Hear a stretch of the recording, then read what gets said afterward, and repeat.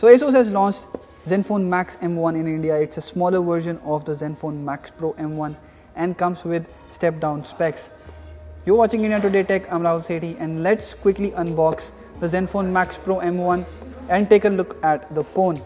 The Zenfone Max M1 is launched alongside the Lite L1 and both are 5.5-inch devices.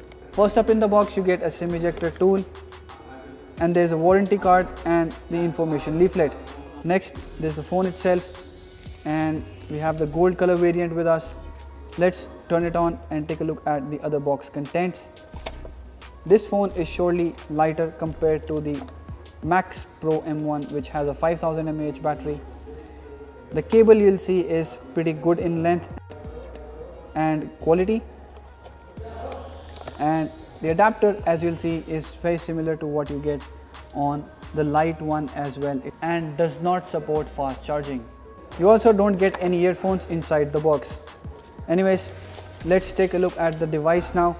The phone surely seems well built and looks better than that of the Max Pro M1.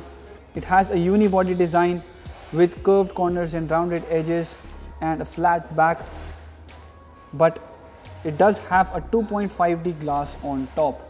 At the top bezel you'll see there's a front camera, earpiece, ambient light and proximity sensors, and front flash. At the bottom you'll get a microSD port and speaker grill.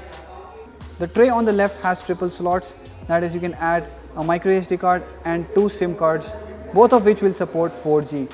The secondary microphone on the left side for noise cancellation. Anyways, the phone is pretty handy and lightweight, and the overall build quality seems to be slightly better compared to the Zenfone Lite L1. As you would know, the Zenfone Lite L1 also misses out on a fingerprint scanner. Anyways, I'll quickly set up the smartphone and you take a look at the full specs of the Zenfone Max M1.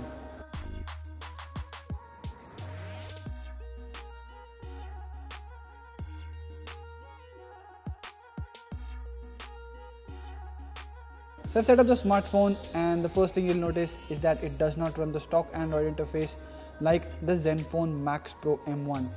Apart from that, it also doesn't have the same specs. It has a 400 series processor, the Snapdragon 430, so the performance may also be not as good as that of the Zenfone Max Pro M1. The fingerprint scanner at first looks very fast, but it's not fast all the time. I mean, it's quite irregular. It will open the phone fast sometimes, and sometimes it won't open the phone at all. So it seems to be quite irregular. The Zen UI, as you would know, is very different from stock Android. You'll see the drop down menu is different, and a lot of menus are different. In fact, you'll see there are a lot of third-party apps as well, not only from Asus. You'll see there are Facebook and Instagram also come pre-installed on the device. So the Zenfone Max M1 has a 720p panel, and for that resolution the phone appears to have pretty decent color quality. Viewing angles are pretty good, and the overall image quality on the phone is quite amazing.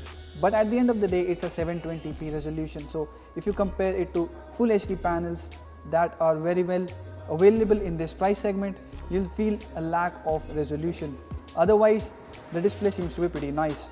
Moving on to the cameras, the front camera is slightly better compared to that on the Zenfone Lite one that was launched alongside, and you'll see it captures better amount of details, and the noise levels are also quite controlled.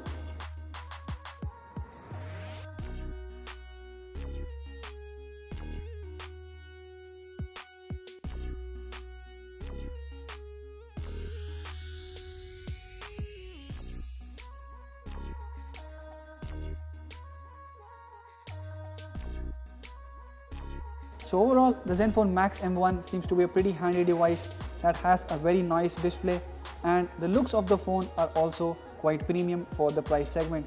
But again, if you compare it to the Redmi 6, the phone appears to be slightly more expensive. Since it doesn't run the stock Android interface, it may not be performing as good as the Max Pro M1 that in the price is not far away. Do let us know what you think about this phone in the comment section below, and if you've liked this video, hit the thumbs up button and share it with your friends. Subscribe to our channel to get latest videos on technology, smartphones and other gadgets like this. Thank you for watching.